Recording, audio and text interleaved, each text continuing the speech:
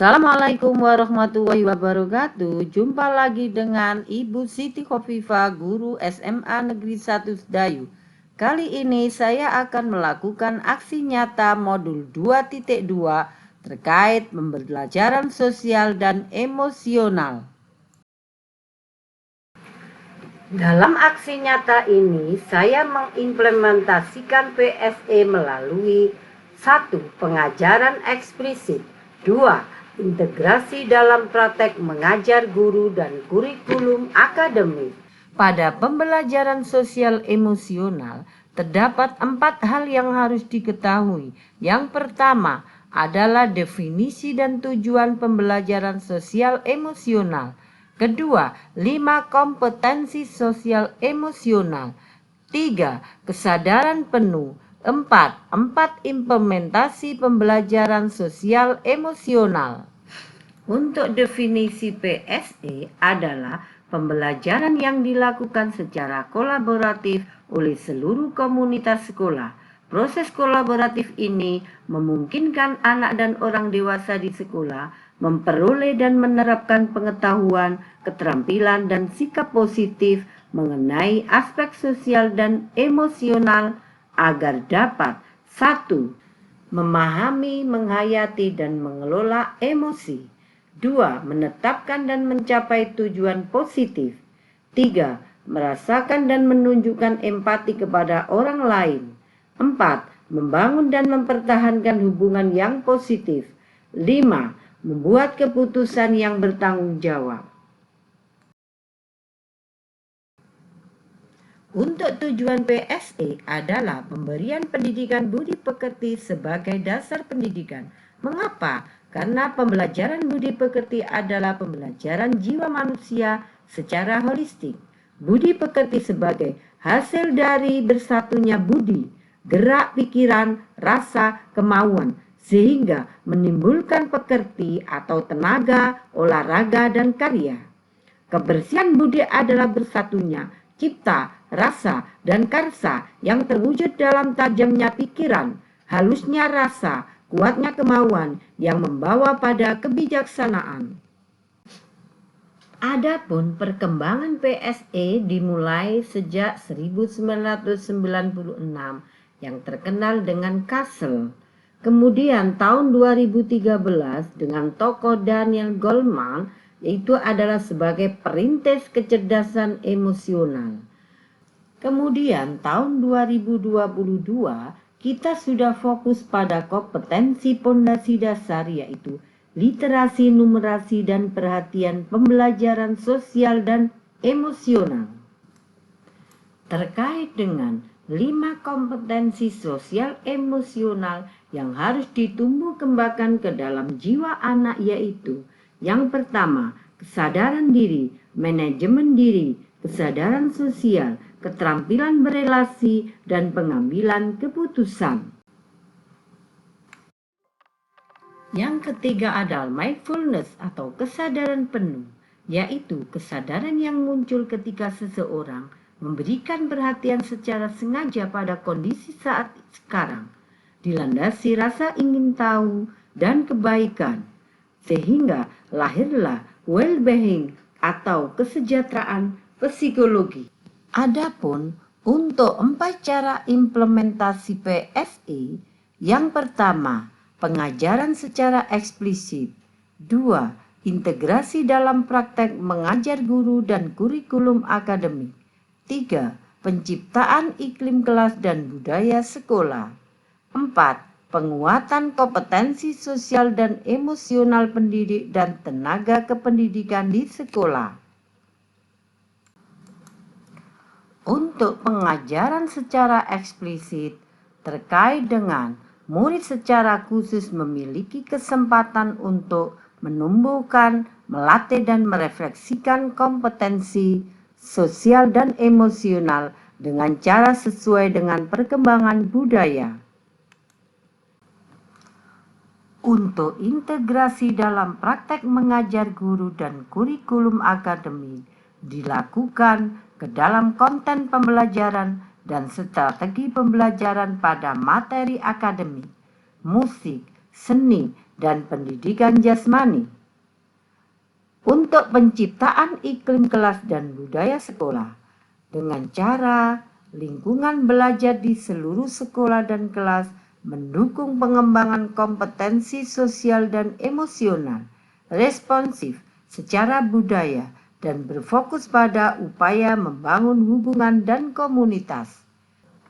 Untuk penguatan kompetensi sosial dan emosional pendidik dan tenaga kependidikan di sekolah dilakukan dengan cara pendidik dan tenaga kependidikan memiliki kesempatan secara teratur untuk mengembangkan kompetensi sosial dan emosional dan budaya yang dimiliki, berkolaborasi satu sama lain, membangun hubungan saling percaya, dan memelihara komunitas yang erat. Lalu, bagaimana aksi nyata saya dalam pembelajaran sosial emosional? Saya melakukan aksi nyata dengan melaksanakan 2 implementasi. Implementasi yang pertama yaitu melalui pengajaran secara eksplisit. Dan yang kedua yaitu integrasi dalam praktek mengajar guru dan kurikulum akademik.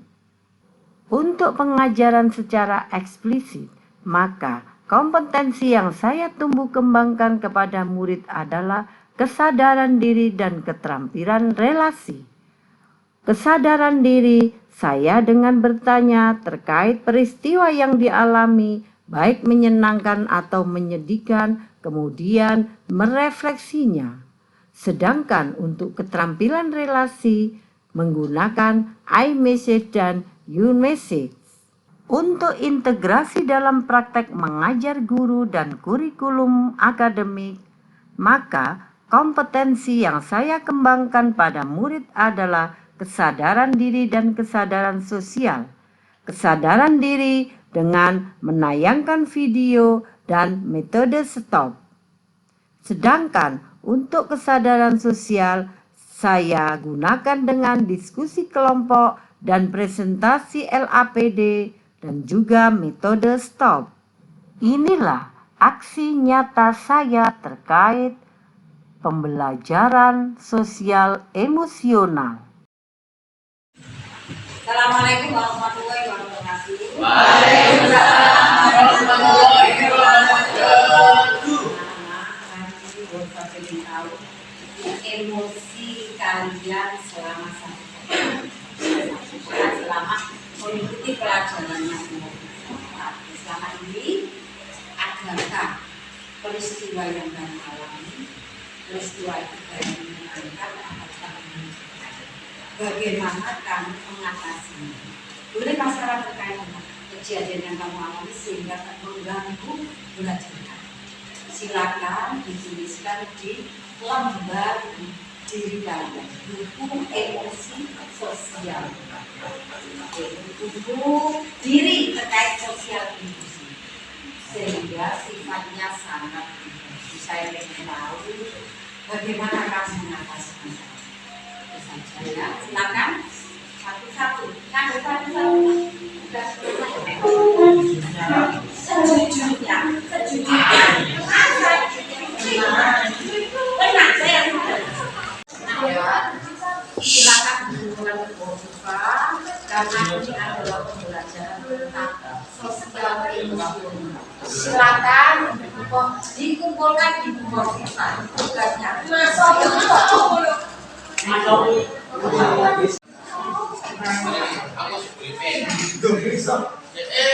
Sekarang kalau tadi sudah menentukan yang kedua adalah kalian silakan duduk berkelompok. LAPD atau lembar aktivitas sudah dibagikan oleh Siva. Duduk berkelompok ketika kamu melakukan diskusi kelompok, ketika presentasi kelompok. Kamu pasti menemukan temanmu yang tidak mau kerjasama dengan. Apa yang kamu rasakan ketika kamu ini? Silakan duduk di kelompok. Jadi ini sudah sendiri-sendiri. Dalam kelompoknya masing-masing. Ya, itu yang pertama. Udah ya. tentang dampak bahaya merokok diamati, ya. Apa yang terjadi dari dampak merokok?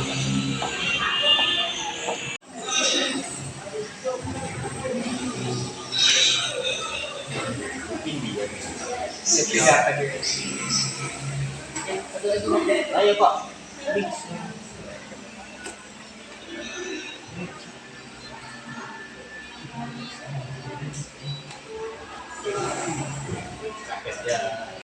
Ya, terutama anak yang laki-laki, kesadaran diri apa yang dilakukan tanamkan dalam diri kamu. Jangan merokok. Ya, Merokok. jangan. Ya.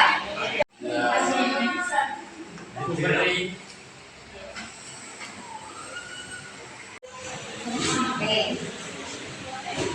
Coba mau katanya, adakah teman-teman yang dalam kerjaan sehingga kamu ada konflik di situ?